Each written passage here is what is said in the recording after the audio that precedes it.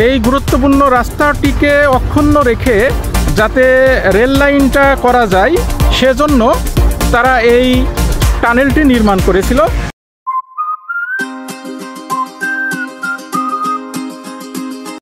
এটি হচ্ছে ঈশ্বরদী টানেল।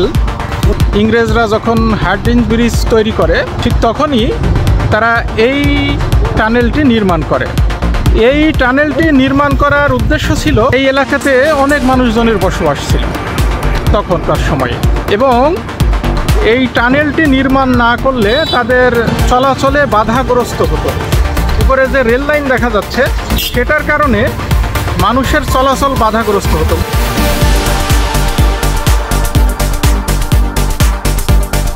এই গুরুত্বপূর্ণ রাস্তাটিকে অক্ষুণ্ণ রেখে যাতে রেল লাইনটা করা যায় সেজন্য তারা এই টানেলটি নির্মাণ করেছিল মানুষের সুবিধার জন্য।